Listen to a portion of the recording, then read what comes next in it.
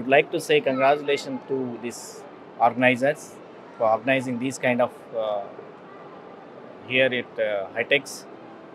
From the FSI side, we are always promoting the Indian business, and our exports should be improved.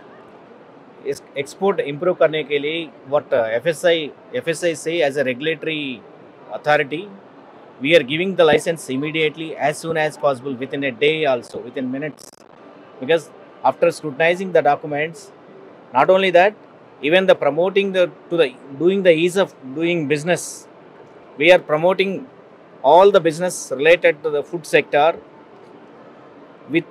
with intimation, any inspections, everything is documentary and transparent process to ensure the food safety, safe and nutritious food to the public. The government of India is very clearly giving the advisories not to harass any merchants or any business persons related with the food sector. Unless the sample fails, then only the process of adjudication goes on. But unnecessarily, without not inspecting the unit, the other departments, some of the departments, I came to know that some of the departments harassing the traders. It should not be done. ఏదైనా ఒక proper process ఉంటుంది. Government of India very క్లియర్గా చెప్తుంది, as per FSI food safety act ప్రకారం మాత్రమే మేము ఏదైనా sample తీసుకోవడం కానీ, అది కూడా రెగ్యులేటరీ అథారిటీ నామ్స్ ప్రకారమే.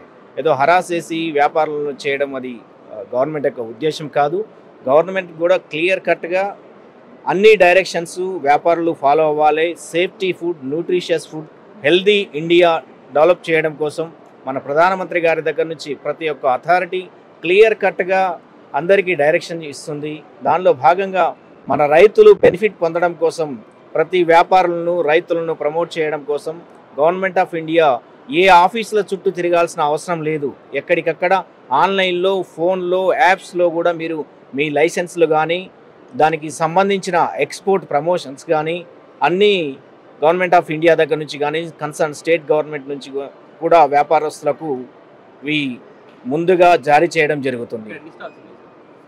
ఇక్కడ మోర్ దెన్ 30-40 స్టాల్స్ ఉన్నట్టున్నాయి, 85 స్టాల్స్. సో అన్నిటి కూడా మేము క్లియర్ కట్గా గవర్నమెంట్ మన ఎక్స్పోర్ట్ ప్రమోట్ చేయాలి. Indian economy develop on par with England కానీ కోడెక్స్తో సమానంగా మన రెగ్యులేషన్ ఫాలో అవుతున్నారు. సో దీనివల్ల మన ఫార్మర్స్ అంటే బెనిఫిట్ పొందుతున్నారు. ద సేమ్ టైం వ్యాపారస్తులు కూడా బెనిఫిట్ పొందుతున్నారు. సో మంచి ఉద్దేశంతో ఈ కార్యక్రమానికి శ్రీకారం చుట్టిన ఈ ఆర్గనైజర్ అందరికీ నా యొక్క హృదయపూర్వక ధన్యవాదాలు.